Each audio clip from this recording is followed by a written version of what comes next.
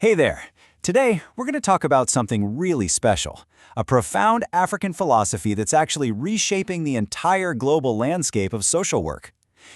It's this idea that has gone from being a regional wisdom to a central theme in how the profession talks about itself. And that concept? It's called Ubuntu. So, here's our plan for this explainer. First, we'll look at how Ubuntu even became a global theme in social work. Then, we'll get into what the philosophy actually is. After that, we'll connect it to core social work values, see how it works as a decolonizing framework, and finally, we'll think about what it all means for social work practice on the ground. All right, let's jump right in. To really get why Ubuntu is so important for social work right now, we've got to rewind just a few years to a really key moment. So, what if I told you that just one single word from one continent managed to become the focus for the entire global social work community? I'm talking about a word that stands for a massive shift in how we think about human connection and, well, our responsibility to each other. That word, of course, is Ubuntu. It's a philosophy with these incredibly deep roots in the cultures and languages across sub-Saharan Africa. And honestly, in just the last few years, the world of social work has really started to wake up to just how significant it is. And this wasn't some underground movement just bubbling up. No, this was a formal, global recognition. We're talking about the most influential bodies in the field, the International Federation of Social Workers and the International Association of Schools of Social Work. They made the decision to center their entire global agenda around this powerful African concept. And the official theme for World Social Work Day back in 2021, it just captured it perfectly. Ubuntu, I am because we are. That simple phrase was a huge signal. It was a deliberate move towards embracing interconnectedness, social solidarity, and a much more communal vision for the whole profession worldwide. Okay, so what is Ubuntu exactly? Let's really break down this rich philosophy and get to the heart of what that phrase, I am because we are, really means. Well, at its very core, Ubuntu is a worldview that sees all of us, all of humanity, as part of this intricate web. The idea is that we aren't just isolated individuals floating around. Instead, our well-being, our very identity, it's all shaped by our relationships and our connection to the community, the environment, and even the spiritual world. The essence of this whole philosophy is just so beautifully captured in a Zulu aphorism, Umuntu, ngumuntu, ngabantu. It's probably one of the most common ways you'll hear Ubuntu expressed.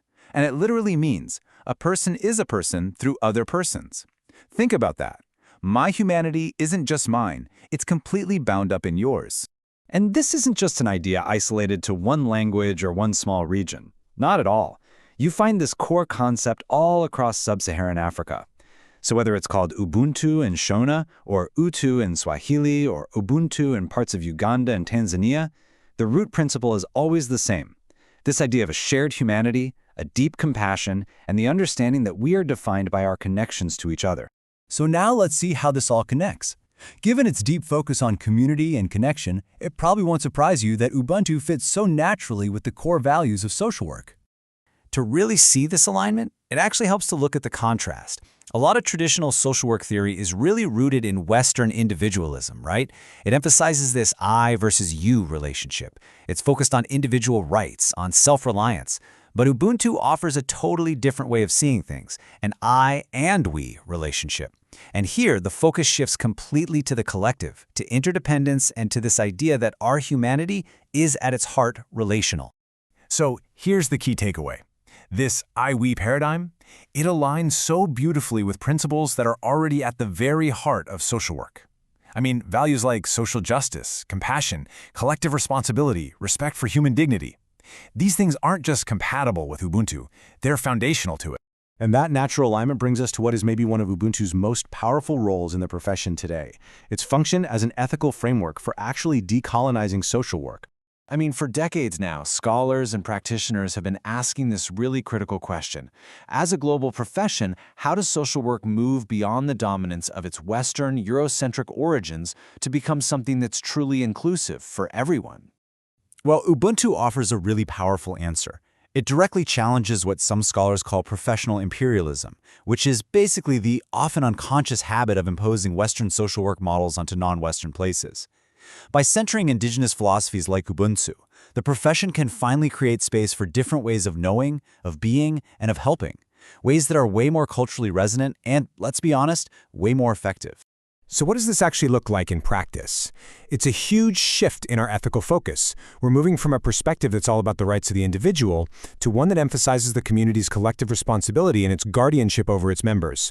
The goal becomes less about just enforcing some abstract rights and more about engaging in what you might call relational ethics, working to restore harmony and strengthen the very connections that hold a community together.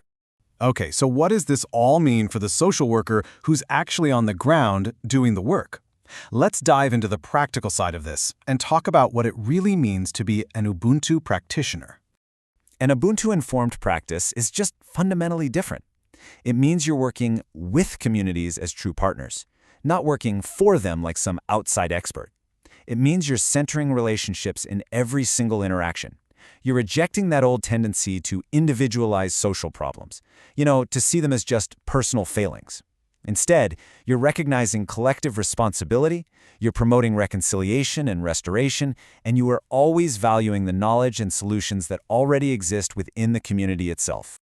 Ultimately, what Ubuntu offers is a powerful redefinition of our work. It really transforms social work from just being a series of interventions into a true communal undertaking. So the goal is no longer just to fix a problem, but to seek wholeness, healing, and restorative justice for the entire community. So I'll leave you with this final thought. Whether you're a student, an academic, or a practitioner out in the field, I want you to take a moment and really reflect on this. How will this simple but honestly revolutionary idea, I am because we are, how will that transform your own approach to social work?